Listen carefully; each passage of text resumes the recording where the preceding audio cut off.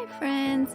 Welcome to Race to Rise podcast, a place where we discuss bite-sized wisdom nuggets with easy-to-follow practices to live a better life.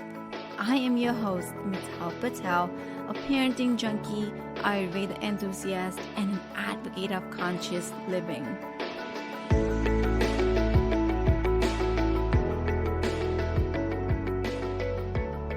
Imagine there is a conflict between you and your child, or between two siblings, or with any other relationships.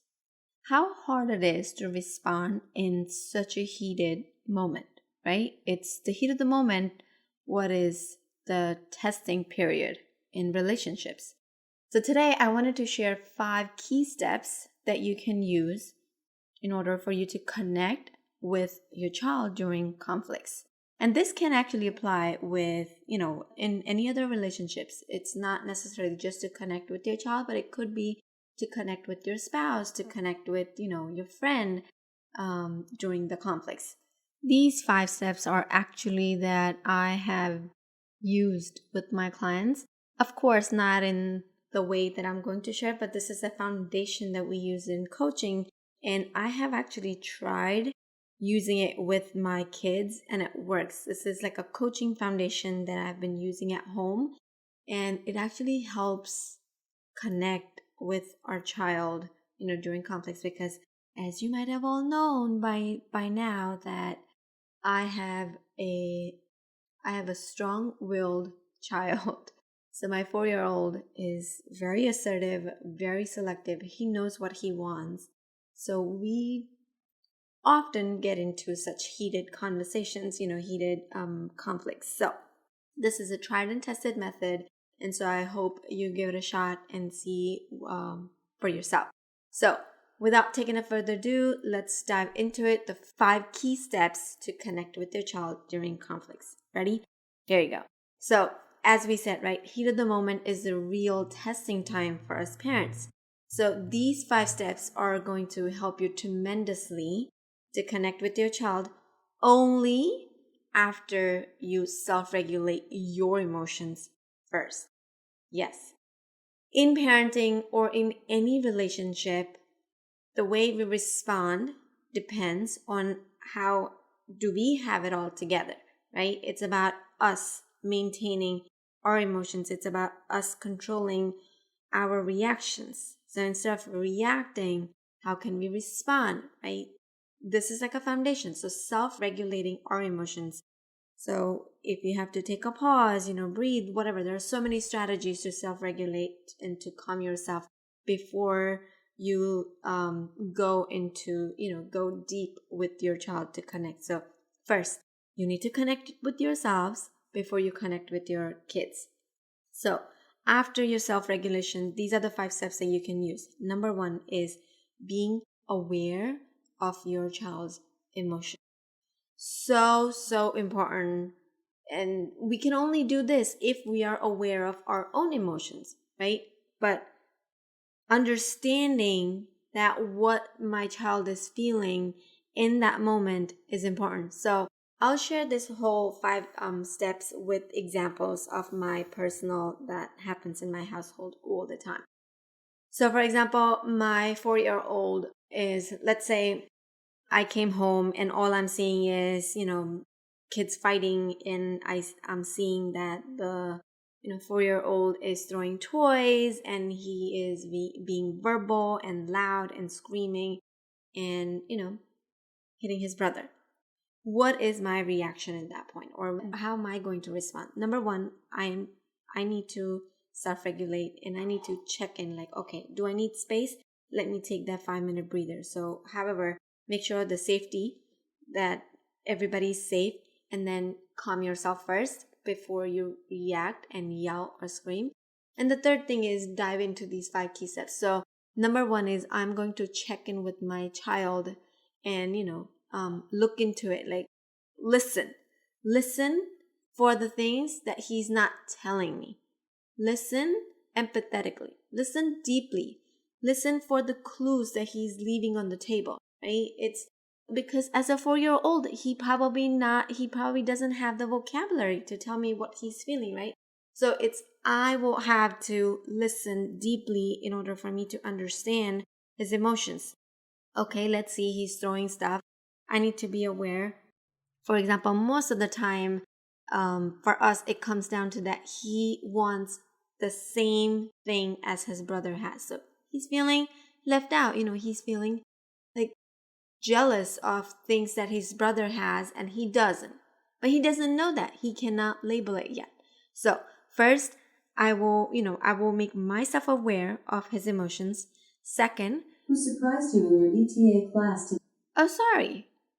This is called Parenting Life. So I am actually recording in my office, but we have scheduled at 3 p.m. I have had this is like a real moment right now that Alexa has a reminder for my son, and because I'm not home at 3 o'clock, and she will check in with my son like, who surprised you today in your ELA class. So this is ridiculous that it just popped in while I'm recording. Anyways, I'm not going to delete this.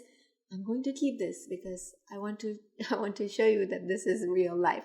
Anyways, back to our conversation. So first step is being aware of child's emotions. Second step is recognizing the emotion as an opportunity for connection and guidance. It's so important. So now I understand that, okay, my child is feeling, jealous, or he's feeling upset, or whatever the child is feeling. I know what the child is feeling. Now I need to take this clue as an opportunity for me to connect and guide my child. And actually, in Chinese, the ideogram opportunity equals to crisis. So it's about linking these two. It's that taking crisis as an opportunity for us to grow, right? So in our case, in this case, we need to recognize the emotion as an opportunity for connection with our child and guiding them further. So how do we take this? So first of all, reminding ourselves that whatever behavior is going on or whatever I'm seeing at the moment with my child has nothing to do with me. It's not personal, but let me take this as an opportunity, and how can I connect deeper with my child, and how can I guide my child further in how to solve such conflicts. So this leads us to our step number 3, which is listening empathetically and validating the child's feelings. When I say listening empathetically, I don't really mean to collect data just by hearing what the child is saying. When I say listening, means looking into child's eyes for what they're feeling, or their body language. This is what we call listening in coaching world. Listening is about listening to something that the other person is not telling you or not leaving on the table verbally. So in this situation, when I say listening empathetically, I mean to say is tune into your child's emotion, and for which you will require to pay attention to your child's body language, his or her facial expressions, and gestures. Believe it or not, they have a lot of gestures, and the gestures have a lot of stories behind it. And so it's for us to understand.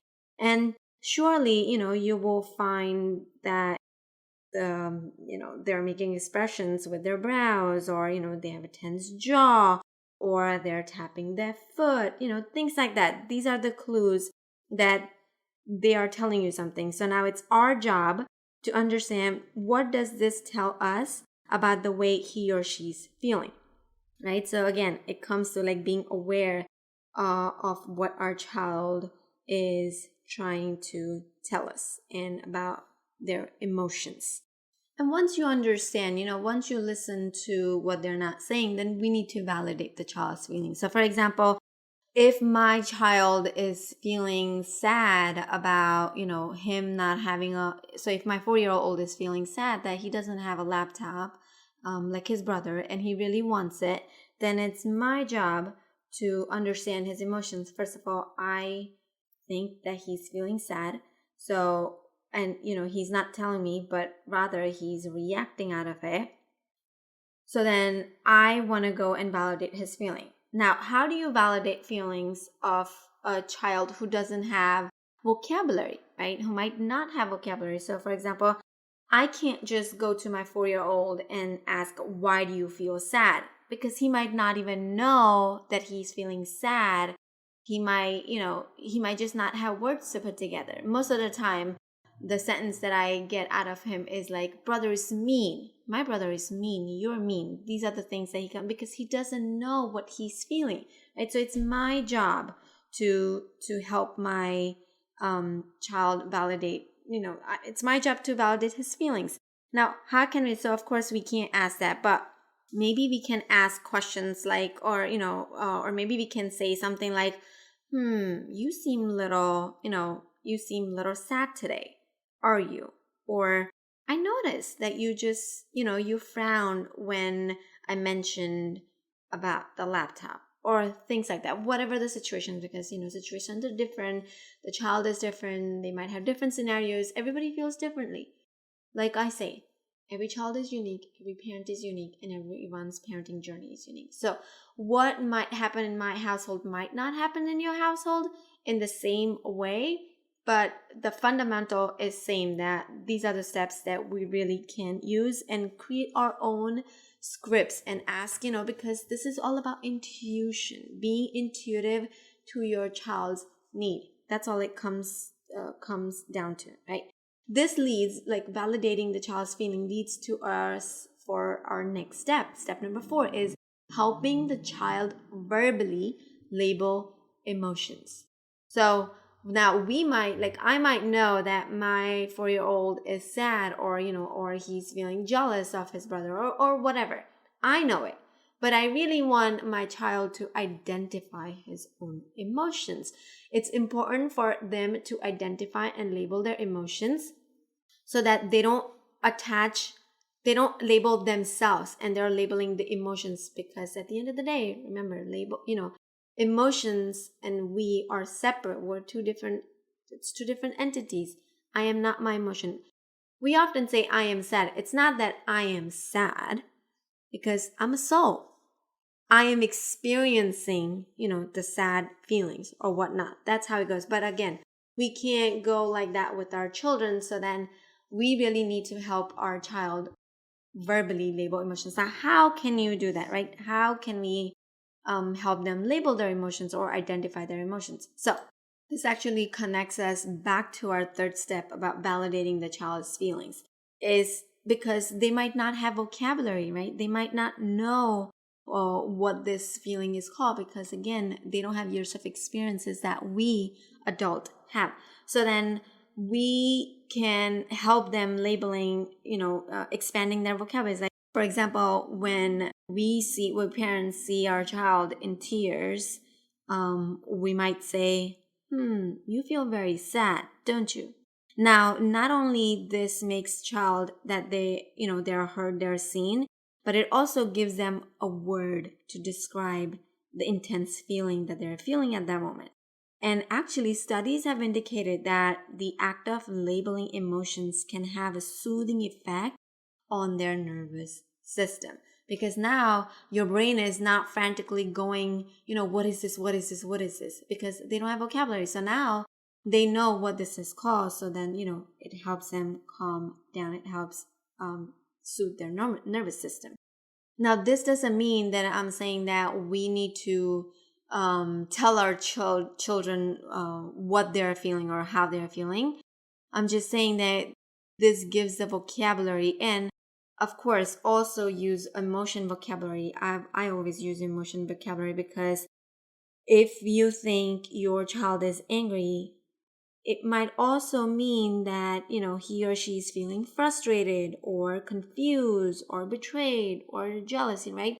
There's a whole umbrella of emotions. So we just think everything is about anger or sad or happy, but there's so many emotions under the umbrella. And a really good resource for you parents is a book called Emotional Agility. It's by author Susan David. She actually explains, and she has this whole table created for the emotions. Really good resource for us to, even for us to understand, because we were never given vocabulary. I mean, at least I know I was never, I never knew about these expansive vocabulary on emotions because my parents themselves were emotionally, unconscious and they were not present. Now, that doesn't mean I'm blaming my parents. I am so grateful for my parents for what they did with the sources, the resources they had, because that era was really about surviving. But now today's era, like us parents, our responsibility is about thriving, right? We've had that surviving mechanism in our parents' generation. Now in our generation, it's about thriving. It's about emotional intelligence, and that's why I really focus on emotions. I really want to make sure that my children are emotionally, they're present emotionally, and they know how to cope up with their emotions and not to just suppress their emotions and their feelings. Anyway, so back to our topic. So our number step 4 was helping the child verbally label emotions. Now let's go to step number 5. It's setting limits while helping the child problem solve. This is so important because now that, once you have spent so much time listening to your child and helping him or her label their emotions and understand their emotions, you probably will find yourself naturally drawn into a process of problem solving for them. But that's not where we want to go. We want our child to learn the skill of problem solving. We want them to be available and emotionally intelligent. So then how can we do this? So we really need to learn to set limits. So once you go through the process, then you set the limits where you can also guide your child to work on what they want to do next, right? It's about, sometimes we really have to be direct. So for example, with my 4-year-old, when he's like, when I'm going, I do follow the 4 steps. Okay, he's feeling jealous, or he's really sad that he doesn't get what his brother get. Number 2 was, okay, yeah, I am, it's a mindset shift for me that this is an opportunity for me to connect and guide my child. Number 3 was like listening to everything that he's not telling me because he's throwing stuff. He's really frustrated, right? So I need to validate, like, I understand you're frustrated. I understand that you're feeling sad. And then helping the child verbally label the emotion, where I will help him, like, by saying, seems like you're really upset that you don't have the laptop and your brother does, right? So after the 4 steps, what I'm going to do is I'm going to set limit while I also help him solve his problem. And how do I do that? So I might just say, like, I totally understand that you're sad and you're upset that you don't have a laptop and your brother has a laptop, but we're not going to hit your brother for this, right? Something like that. It's like, it's so important for you to let your child know that their feelings and emotions are valid, but at the same time, the inappropriate behaviors are not acceptable. So be honest, be straightforward. So for example, I might say to my 4-year-old that Anna, it's okay for you to feel jealous because your brother has a laptop and you don't, but it's not okay for you to hit him or it's not okay for you to throw toys at him. Can you think of a different way to deal with your feelings right now? So did you see what I just did? I literally, I understood I literally understood what he's going through, recognized his emotion, took this as an opportunity, listened to what he's doing, validated his feeling, helped him, verbally to label his emotion.